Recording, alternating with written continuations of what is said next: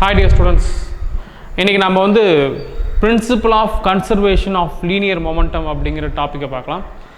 சரி, முதல்ல இந்த டாபிக் என்ன கொடுத்துலாம் பார்ப்போம். கன்சர்வேஷன் ஆஃப் லீனியர் மொமெண்ட் அப்படின்னு சொல்கிறாங்கப்பா. சரி, நமக்கு மொமெண்ட்னா தெரியும், மொமெண்டம்னா என்ன தெரியும். ஓகே, லீனியர் மொமெண்டம்னா என்ன நமக்கு தெரியும். ஞாபகப்படுத்துகிறேன் பாருங்கள். ஒரு பொருள் இருக்குது, இந்த பொருள் வந்து போய் இடிச்சுதுன்னா எவ்வளோ பாதிப்பு ஏற்படுத்தும் அப்படின்னு சொல்லலாம் லீனியர் மொமெண்டம். இந்த பொருளுடைய மாஸ் வந்து எம்மாக இருக்குது, இது வந்து வின்ற வெலாசிட்டியில் போயிட்டுருக்கு. அப்படின்னா momentum is equal to M into V. Linear ஏதாவது சொல்லுதுன்னா நேர்கோட்டில் போகிற ஒரு பொருளை நம்ம லீனியர் மொமெண்டம் அப்படின்னு சொல்லுவோம்பா. ஆங்குலர் மொமெண்டம்னு ஒன்று இருக்குது, அது சர்க்குலர் ஆர்பிட்டில் சுற்றுச்சுன்னா அது ஆங்குலர் மொமெண்டம்னு சொல்லுவோம். சரி, லீனியர் மொமெண்டம் இஸ் கன்சர்வ்டு அப்படின்னு சொல்கிறாங்க. Conservation of linear momentum. கன்சர்வேஷன்னா என்ன? பாதுகாக்கப்பட்டது அப்படின்னு அர்த்தம். ஓகேவா, அழியாதது அப்படின்னு சொல்லலாம். லீனியர் மொமெண்டம் பாதுகாக்கப்பட்டது அப்படின்னு சொல்கிறாங்கப்பா. அதனுடைய தத்துவத்தை பார்க்க போகிறோம், பிரின்சிபலை பார்க்க போகிறோம். ஓகேவா, சரி, என்ன சொல்கிறாங்க அப்படிங்கிறத முதல்ல ஒரு பேசிக்காக ஒரு படமாக காட்டிடுறேன். நம்ம என்ன பண்ணிடுறோம், கற்பனை பண்ணிக்கோங்க. ஒரு ஃப்ரேம் ஒன்று இருக்குது, இந்த ஃப்ரேம் வந்து பர்ஃபெக்ட்லி எலாஸ்டிக்காக இருக்குன்னு கற்பனை பண்ணிக்கோங்க. பர்ஃபெக்ட்லி எலாஸ்டிக்னா போய் ஒரு பொருள் இடிக்குள்ள எந்த வேகத்தில் இடிச்சோ அதே வேகத்தில் திரும்பி வருது அப்படின்னா அது நம்ம பர்ஃபெக்ட்லி எலாஸ்டிக். வேகம் அதிகரிக்கவும் கூடாது, வேகம் குறையவும் கூடாது. அப்படின்ச்சா அது நம்ம பர்ஃபெக்ட்லி எலாஸ்டிக் அப்படின்னு சொல்கிறோம்ப்பா. சரி, ஒரு சர்ஃபேஸ் எடுத்துக்கிறேன், அந்த சர்ஃபேஸ் வந்து பர்ஃபெக்ட்லி எலாஸ்டிக்காக இருக்குது. இதில் என்ன பண்ணுறாங்கன்னா நிறையா பால்ஸ் மூவ் ஆகிட்டுருக்கு. எப்படின்னா நியூட்டன் ஃபர்ஸ்ட் ஆல் சொன்ன மாதிரி யூனிஃபார்ம் மோஷனில் போயிட்டுருக்கு. இங்கே எந்த ஒரு ஏர் ரெசிஸ்டன்ஸுமே இல்லை, எந்த ஒரு ஃப்ரிக்ஷனும் கிடையாது. இது என்ன ஆகிட்டுருக்கு, இந்த சர்ஃபேஸில் மூவ் ஆகிட்டுருக்கு. இந்த மாதிரி நம்ம ஒரு கேம் ஒன்று பார்ப்போம்பா, மொபைலில் ஒரு கேம் ஒன்று பார்ப்போம். அந்த மாதிரி நினச்சிக்கோங்க. இது ரேண்டமாக மூவ் ஆகிட்டுருக்கு. எப்படியும் மூவ் ஆகிட்டு போய் இங்கே இடிக்கும், இங்கே போய் இடிக்கும், திடீர்னு பாலும் இடிச்சுக்கும். அது மாதிரி மூவ் ஆகிட்டே இருக்குது. ஓகேவா, இப்போ என்ன சொல்கிறாங்கன்னா இந்த பாலுடைய மொமெண்டத்தை கண்டுபிடிங்க. இந்த பாலுடைய மொமெண்டத்தை நான் என்ன பண்ணுறேன், M1 V1 அப்படின்னு எடுத்துக்கிறேன். அதாவது P1, அதனுடைய மொமெண்டம் வந்து P1. இந்த பாலுடைய மொமெண்டத்தை வந்து நான் P2ன்னு எடுத்துக்கிறேன். இந்த பாலுடைய மொமெண்டத்தை நான் P3ன்னு எடுத்துக்கிறேன். இந்த பாலுடைய மொமெண்டத்தை P4ன்னு எடுத்துக்கிறேன்ப்பா. இந்த பால் ரேண்டமாக மூவ் ஆகிட்டே இருக்குது.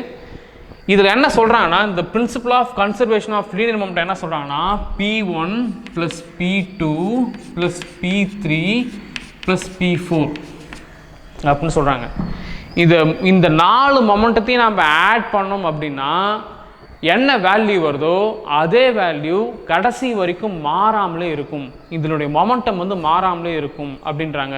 எப்போனா வெளியிலேருந்து எந்த ஒரு எக்ஸ்டர்னல் ஃபோர்ஸும் ஆக்ட் ஆகாதப்ப இந்த மொமெண்டம் வந்து மாறாமல் இருக்கும். கவனிங்க, அற்புதமான ஒரு கிளாஸ் இது, சூப்பராக கொடுத்துருக்காங்க, நல்லா கவனிங்க. ஒரு சிஸ்டம் எடுத்துக்கிறோம். இந்த சிஸ்டமில் வந்து 4 பொருள் இருக்குதா கற்பனை பண்ணிக்கிறேன். ஒவ்வொரு பொருளுடைய momentum P1 P2 P3 P4 அப்படின்னு சொல்கிறாங்கப்பா. இந்த மொமெண்டத்தை எல்லாத்தையும் ஆட் பண்ணிக்கோங்க. இந்த அடிஷன் வந்து எப்பயுமே மாறாது அப்படின்றாங்க. இந்த மொமெண்டம் மாறவே மாறாது, அப்படியே தான் இருக்கும் அப்படின்னு சொல்கிறாங்கப்பா. சரி, உடனே உங்களுக்கு கொஷின் ரைஸ் ஆகும். என்ன கொஷின் ரைஸ் ஆகும்னா கண்டிஷன் என்ன சொல்கிறாங்கன்னா when there is no external force, வெளியிலேருந்து எந்த ஒரு ஃபோர்ஸும் ஆக்ட் ஆகாதப்ப இதனுடைய மொமெண்டம் வந்து கன்சர்வ், பாதுகாக்கப்பட்டது, அழியாது, மாறாது. இந்த வேல்யூ என்ன ஆட் பண்ணால் என்ன வேல்யூ வருதோ அந்த வேல்யூ எப்பவுமே மாறாது அப்படின்னு சொல்கிறாங்க. உடனே உங்களுக்கு ஒரு பயங்கரமான டவுட் வரும். சரிங்க, என்னன்னா இந்த பாலுடைய மாஸ் எப்பவுமே மாற போகிறது கிடையாது சார். இப்போ என்ன ஆகுதுன்னா இந்த பால் மூவ் ஆகி செவுத்து அடிக்குள்ளார பர்ஃபெக்ட்லி எலாஸ்டிக்னு சொல்லிட்டீங்க, வெலாசிட்டி மாறாமல் அப்படியே போயிட்டே இருக்குன்னு சொல்லிட்டீங்க. ஓகேவா, இப்போ என்ன சொன்னால் இதில் போயிட்டு பால் இடிக்குது, P1 அப்படிங்கிற பால் போயிட்டு P2ன்ற பால் இடிக்குது. இடிக்கக்குள்ள கண்டிப்பாக இதனுடைய வெலாசிட்டி மாறுமே சார். வெலாசிட்டி மாறும், இந்த பாலுடைய வெலாசிட்டி மாறுமே சார். இந்த வெலாசிட்டி மாறுச்சுன்னா மொமெண்டம் மாறுமே சார். மொமெண்டம் மாறுச்சுன்னா இந்த வேல்யூ கன்சிடராக இருக்காது சார், மாறிடுமே சார் அப்படின்னு ஒரு டவுட் உங்களுக்கு வரும். டவுட் வரும் தான் அடுத்ததே இன்னொரு கொஷின் கேட்டு பாருங்க. இதனுடைய மொமெண்டம் குறையுதுன்னு வச்சுக்கோங்க, இதனுடைய மொமெண்டம் என்ன ஆகும், ஆட்டோமேட்டிக்காக அதிகமாக ஆரம்பிக்கும். ஓகே, எந்த அளவுக்கு இதில் மொமெண்டம் குறைஞ்சிருக்கோ அதே அளவு மொமெண்டம் இதில் அதிகமாக ஆரம்பிக்கும். இந்த பால் ஒன்னோட ஒன்று மாற்றி இடிச்சுட்டே இருக்கிறார ஒரு பாலுடைய மொமெண்டம் குறைஞ்சிச்சுன்னா இன்னொரு பாலுடைய மொமெண்டம் அதிகமாகும். அதனால் என்ன பண்ணுறது, ஒன்னோட ஒன்று அட்ஜஸ்ட் பண்ணி இந்த சிஸ்டத்தினுடைய மொமெண்டத்தை கடைசி வரைக்கும் மாற்றாமல் அப்படியே வச்சுருக்கும். இதை தான் என்னன்னு சொல்கிறாங்கன்னா principle of conservation of linear momentum. Momentum external force இல்லாதப்ப ஒரு சிஸ்டத்தினுடைய மொமெண்டம், நான் பேசிட்டு தான் ஒரு சிஸ்டம், இந்த சிஸ்டத்தினுடைய மொமெண்டம் கன்சர்வாக இருக்கும், மாறாமல் இருக்கும். இதை வந்து நம்ம ப்ராக்டிக்கலாக நம்ம புரிஞ்சிக்க முடியும். ஆனால் இங்கே என்னென்னா இதை வந்து மேத்தமெட்டிக்கலாக ப்ரூஃப் பண்ண ட்ரை பண்ணுறாங்கப்பா. முதல்ல உனக்கு கன்சர்வேஷன் ஆஃப் லீனியர் மொமெண்டம்னா நான் தெரியுதுன்னு நினைக்கிறேன். இதை மேத்தமெட்டிக்கலாக ப்ரூஃப் பண்ண ட்ரை பண்ணுறாங்க. அந்த ப்ரூஃபை எப்படி பண்ணுறாங்கன்னு பாருங்கள். ஒரு பொருள் இருக்குது, இந்த ஆப்ஜெக்ட் பேர் ஏன்னு சொல்லிட்டாங்கப்பா. இன்னொரு ஆப்ஜெக்ட் இருக்குது, இந்த ஆப்ஜெக்ட் பேர் பி அப்படின்னு சொல்லிட்டாங்க. ஏன்ற ஆப்ஜெக்டினுடைய மாஸை வந்து m1 அப்படின்னும் பின்ற ஆப்ஜெக்டினுடைய மாஸை வந்து m2ன்னு எடுத்துக்கிறாங்கப்பா. ஓகேவா? ஏன்ற ஆப்ஜெக்ட் u1 அப்படிங்கிற வெலாசிட்டியில் மூவ் ஆகிட்டுருக்கு, பின்ற ஆப்ஜெக்டும் u2 அப்படிங்கிற வெலாசிட்டியில் மூவ் ஆகிட்டுருக்கு. ஓகேவா? கவனிங்க, ரெண்டு பொருள் இருக்குது, m1 அப்படிங்கிற மாசுல பொருளும் m2ங்கிற மாசுல பொருளும். m1 வந்து u1 அப்படிங்கிற வெலாசிட்டியும் m2 வந்து u2ன்ற வெலாசிட்டியும் மூவ் ஆகிட்டுருக்கு. இப்போ என்ன ஆகுதுன்னா, இப்போ என்ன கண்டிஷன் சொல்கிறாங்கன்னா, இங்கே u1 வந்து கிரேட்டராகவும் u2 வந்து லெஸராகவும் இருக்குது. அதாவது இந்த பால் வந்து கொஞ்சம் வேகமாகவும் இந்த பால் வந்து கொஞ்சம் ஸ்லோவாகவும் போகிறதா எடுத்துக்கிறாங்க. அப்படின்னா என்ன ஆக ஆரம்பிக்கும், கண்டிப்பாக இந்த பால் கொலைட் ஆகும். கொலைட்னா இடிக்க ஆரம்பிக்கும். இடித்த உடனே என்ன ஆகுதுன்னா, இப்போ இடிக்குதுப்பா.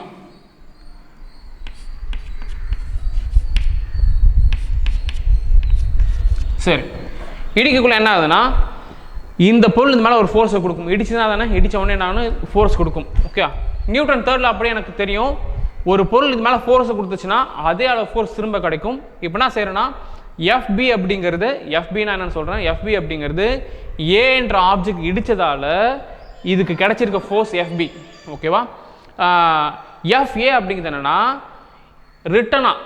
ரிப்ளேவா பின்ற ஆப்ஜெக்ட் இதுக்கு கொடுத்த ஒரு ஃபோர்ஸ் தான் நம்ம என்ன பண்ணுறோம், எஃப்ஏ அப்படின்னு சொல்கிறோம். ஓகேவா? இப்போ இடிச்சதுக்கு அப்புறமா என்ன ஆகுது அப்படின்னா, ஏன்ற பொருள் இப்போ வேற ஒரு வெலாசிட்டிக்கு போக ஆரம்பிக்குது, அதை v1 அப்படின்னு எடுத்துக்கிறோம். பின்ற பொருள் வந்து வேற ஒரு வெலாசிட்டிக்கு போகுது, அதை நம்ம என்ன பண்ணுறோம், v2ன்னு எடுத்துக்கிறோம். இதான் சிம்பிளான கதை தான். ஓகேவா? ரெண்டு பொருள் m1 m2ன்ற மாசுல பொருள் இருக்குது, u1 u2ன்ற வெலாசிட்டியில் போயிட்டு இருக்கு. u1 கிரேட்டராக எடுத்துக்கிறாங்க, ஆட்டோமேட்டிக்காக இது கொலைட் ஆகும். கொலைட் ஆகக்குள்ளார ஏன்ற ஆப்ஜெக்ட் மேலே கிடைச்சிருக்க ஃபோர்ஸ் எஃப்ஏ, பின்ற ஆப்ஜெக்ட் மேலே கிடைச்சிருக்க ஃபோர்ஸ் வந்து எஃப்பி அப்படின்னு எடுத்துப்போம். இது உங்களுக்கு இன்னும் கிளியராக சொல்லணும்னு அவசியம் இல்லைன்னு நினைக்கிறேன். நியூட்டன்ஸ் தேர்டில் அப்படி இது மேலே ஃபோர்ஸ் கொடுத்துச்சுன்னா, ஏன்ற ஆப்ஜெக்ட் ஃபோர்ஸ் கொடுத்துச்சுன்னா பின்ற ஆப்ஜெக்ட் அது மேலே ஃபோர்ஸ் கொடுக்கும், ஈக்குவலாக இருக்கும், ஆப்போசிட்டாக இருக்கும். இப்போ அந்த ஃபோர்ஸ் கிடைச்சால் என்ன ஆகுனா, நமக்கு தெரியும் ஒரு யூனிஃபார்மான மூவ் ஆகிற ஒரு பொருள் மேலே ஃபோர்ஸ் கொடுத்தா அந்த வெலாசிட்டி மாறும் அப்படின்னு தெரியும். அதனால் என்ன ஆகுதுன்னா, ஏன்ற ஆப்ஜெக்ட் முதல்ல u1 வெலாசிட்டியில் போச்சு, இப்போ v1 அப்படின்ற வெலாசிட்டியில் போகுது. பின்ற ஆப்ஜெக்ட் இப்போ வந்து புதுசாக v2 வெலாசிட்டியில் போகுதுப்பா. ஓகேவா? சரி, இப்போ என்ன செய்வோம்னா, எஃப்ஏனுடைய வேல்யூ கண்டுபிடிக்க ட்ரை பண்ணுவோம்ப்பா. ஓகே, நமக்கு ஆல்ரெடி தெரியும் நியூட்டன் செகண்ட் லாவிலேருந்து force is equal to mass into v minus u divided by t. ஓகேவா? இது கொலைடான டைமை டீன்னு எடுத்துப்போம், அது சொல்லாம விட்டேன். இது இடிச்சுக்கிட்ட நேரத்தை வந்து நம்ம டி செகண்ட்ஸ் இடிச்சுது, ஒரு 2 செகண்ட்ஸோ 3 செகண்ட்ஸோ 4 செகண்ட்ஸோ இடிச்சிருக்கு, நம்ம டி செகண்ட்ஸ் எடுத்துப்போம். ஓகேவா? சரி, இந்த ஃபார்முலா உங்களுக்கு ஞாபகம் இருக்குன்னு நினைக்கிறேன். சரி, எஃப்பியை கண்டுபிடிக்கும். எஃப்பி என்னன்னு சொல்கிறேன், இந்த உங்கள் புக்கில் கொடுத்துருப்பாங்க. Force acting on B, force acting on B due to A. நல்லா கவனிச்சுக்கோங்க, பின்ற ஆப்ஜெக்ட் மேலே கிடைச்சிருக்க ஃபோர்ஸ் தான் எஃப்பி. எதனால் கிடைச்சிருக்கு அப்படின்னா, ஏன்ற ஆப்ஜெக்ட்னால கிடைச்சிருக்கு. ஓகேவா? இதை நான் கால்குலேட் பண்ணுறேன் பாருங்கள். இதே ஃபார்முலா தான். ஃபர்ஸ்ட் என்ன பண்ணுறேன், மாஸ் எடுத்து எழுதிடுறேன்.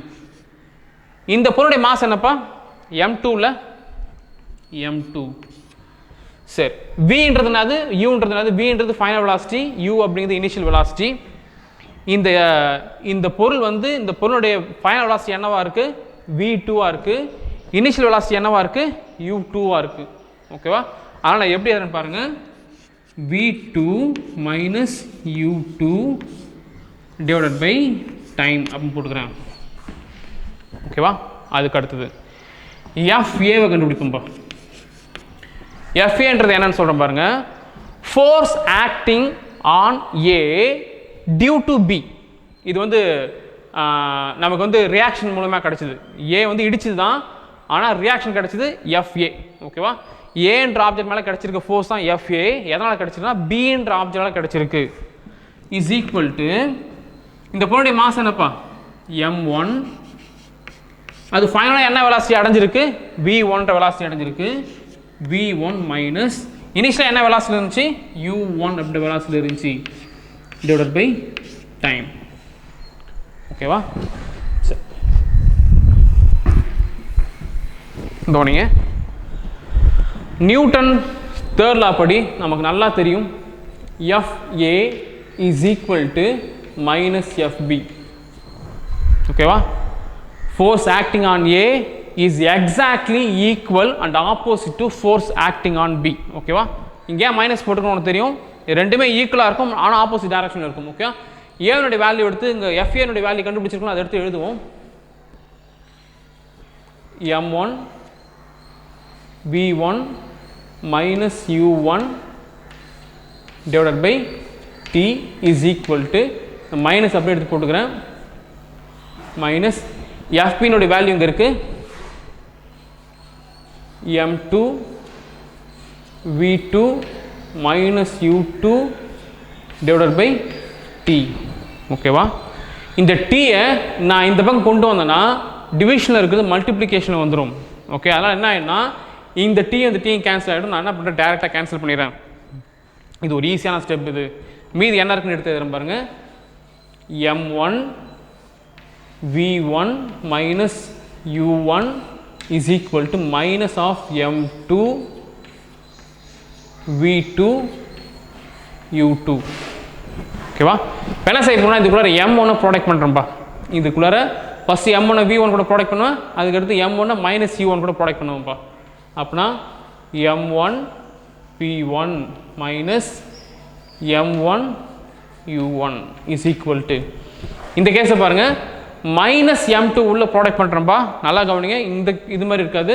இப்போ மைனஸ் M2 V2 கூட ப்ராடக்ட் ஆச்சுன்னா minus M2 V2 minus into minus ப்ளஸ்னு வரும், ப்ளஸ் M2 U2. ஓகேவா?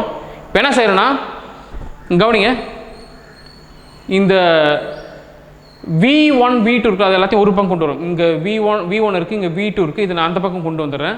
அதே போல் இங்கே M1 U2 இருக்குது, சாரி U1 U2 இருக்குல்ல, இதை நான் அந்த பக்கம் கொண்டு வந்துடுறேன். கொண்டு வந்துட்டு ரெண்டு ஈக்குவலாக பார்த்துறேன் பாருங்கள். இது அப்படியே எடுத்து எழுதுறேன். M1 V1 இதை நான் அந்த பக்கம் கொண்டு வரேன். கொண்டு வந்தேன்னா மைனஸ் M2 V2 வந்து ப்ளஸ்ஸாக மாறிடும். Plus M2 V2 is equal to, இது இந்த பக்கம் கொண்டு வந்தேன்னா ப்ளஸ்ஸாக மாறிடும்ப்பா. Plus M1 U1 plus M2 U2. ஓகேவா? கடைசியான ஒரு ஈக்குவேஷன் கிடச்சிருக்கு பாருங்க. இது என்னப்பா, இதை கவனிங்க, M1 இன்ட்டு V1 இதனுடைய இந்த பாலினுடைய ஃபைனல் மொமெண்டம். ஏன்னா இந்த மாசையும் இங்கே பாருங்கள், மாசையும் வெலாசிட்டியும் ப்ராடக்ட் பண்ணால் மொமெண்டம் நமக்கு தெரியும்.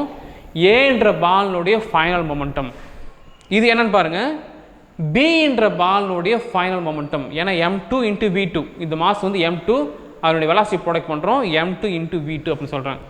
இது நான் என்ன சொல்கிறேன்னா டோட்டல் மொமெண்டம் ஆஃப்டர் கொலிஷன் சொல்கிறேன். கவனிங்க, டோட்டல் மொமெண்டம்னா இந்த ரெண்டு பாலினுடைய ஒட்டுமொத்த மொமெண்டம், அதை எடுத்து ஆட் பண்ணிக்குமா, ஆட் பண்ணதால இது வந்து டோட்டல் மொமெண்டம் சொல்லிட்டோம். அது எப்படி சொன்னால் ஆஃப்டர் த கொலிஷன் சொல்லிட்டோம், இடிச்சதுக்கு அப்புறமா இவ்வளோ மொமெண்டம் இருக்குது அப்படின்னு சொல்கிறோம். இதை கவனிங்க, M1 U1 அப்படின்னு ஏன்ற பாலுடைய மாஸ், U1 அப்படின்னு அதனுடைய வெலாசிட்டி. இது வந்து இனிஷியல் மொமெண்டம் அப்படின்னு சொல்லலாம், இடிக்கிறதுக்கு முன்னாடி ஏன்ற பாலுடைய மொமெண்டம். M2 U2ன்றதுனாப்பா பின்ற பாலினுடைய மொமெண்டம் பிஃபோர் கொலிஷன், இடிக்கிறதுக்கு முன்னாடி பின்ற பாலுடைய மொமெண்டம். இது ரெண்டுத்தையும் ஆட் பண்ணியிருக்கோம். அப்போனா இது எப்படி சொல்கிறாங்கன்னா டோட்டல் மொமெண்டம் பிஃபோர் கொலிஷன் அப்படின்னு சொல்கிறாங்க. பாருங்கள், total momentum before collision is equal to total momentum after collision. கவனிங்க, இந்த பால் வந்து ஒன்றோட ஒன்று இடிச்சுக்கிச்சு, வெலாசிட்டி மாறுச்சு, ஆனாலும் வெலாசிட்டி மாறினதுக்கு அப்புறமா இருக்க மொமெண்டமும் வெலாசிட்டி மாறதுக்கு முன்னாடி இருக்க மொமெண்டமும் சேமாக இருக்குது. அதனால் என்ன ஆகுதுன்னா இங்கே இடிக்கப்பட்டாலும் இங்கே மொமெண்டத்தில் எந்த ஒரு மாற்றமும் இருக்காது. இது எப்போ அப்படின்னா, முக்கியமான விஷயம் எப்போன்னா, இங்கே எந்த ஒரு எக்ஸ்டர்னல் ஃபோர்ஸும், இப்போ இடிக்குள்ளார நீங்கள் எக்ஸ்ட்ரா ஒரு ஃபோர்ஸை கொடுக்கக்கூடாது, இங்கே ஏர் ரெசிஸ்டன்ஸ் இருக்கக்கூடாது, எந்த ஒரு ஃப்ரிக்ஷன் இருக்கக்கூடாது. இல்லாத பட்சம் தான் நம்ம என்ன சொல்லணும், இந்த principle of conservation of linear momentum வந்து பர்ஃபெக்டாக ஒர்க் ஆகும். ஓகேவா? கவனிங்க, உங்கள் புக்கில் எப்படி கொடுத்துருப்பாங்கன்னா, algebraic sum of momentum after collision is equal to the algebraic sum of momentum before collision அப்படின்னு சொல்லியிருப்பாங்க. அந்த அல்ஜிப்ரிக் சம் அப்படின்ற வார்த்தையை நல்லா கவனிச்சுக்கோங்க, அதனால் திங்க் பண்ணுங்கள். அந்த அல்ஜிப்ரிக் சம்ன்ற வார்த்தை ஏன் கொடுத்துருக்காங்கன்னு சொல்கிறேன். இன்கேஸ் இது இடிக்குதுப்பா, இது இடிக்குள்ளார நான் என்ன சொன்னேன், இது அதே வெலாசிட்டியில் வீன்ற அதே பக்கமாக போகுது, வேறு வெலாசிட்டியில் போகுது, இதுவும் அதே வெலாசிட்டியில் வேற ஒரு வெலாசிட்டியில் அதே பக்கமாக போயிட்டுருக்கு அப்படின்னு சொல்கிறேன். இங்கே மாறி கூட நடக்கலாம். ஏன்னா நடக்கலாம்னா இந்த பொருள் இடித்து இந்த பக்கம் கூட நகரலாம், வெலாசிட்டி மாறும், வெலாசிட்டி டைரக்ஷன் மாறும். ஓகே, ஒரு சில இடித்து அப்படியே கூட நிற்கலாம். ஓகே, இவங்க என்ன சொல்கிறாங்கன்னா அந்த அல்ஜிப்ரிக் சம் அப்படின்னு ஏன் சொல்கிறாங்கன்னா, நீ ப்ளஸ் பண்ண வேண்டிய இடத்துல ப்ளஸ் பண்ணணும். இன்கேஸ் ஆப்போசிட் டேரக்ஷனில் போச்சு அப்படின்னா அன்லைக் பேரலல் ஃபோர்ஸ் மாதிரி நம்ம என்ன பண்ணணும், மைனஸ் சைனை போட ஆரம்பிக்கணும். ஓகே, நல்லா கவனிச்சுக்கோங்க. அல்ஜிப்ரிக் சம்ன்ற வார்த்தை ரொம்ப ரொம்ப முக்கியமானது. அந்த வார்த்தை மிஸ் பண்ணிட்டு போகிறீங்க. ஏன்னா அந்த பொருள் இடிச்சதுக்கு அப்புறமா அது எந்த டைரக்ஷனில் போகுது அப்படிங்கிறத சொல்கிறது அந்த அல்ஜிப்ரிக் சம் தான். ஓகே, அந்த ப்ளஸ் போடணுமா மைனஸ் போடணுமா அப்படிங்கிறத நம்ம அதை வச்சு தான் கண்டுபிடிக்க போகிறோம்.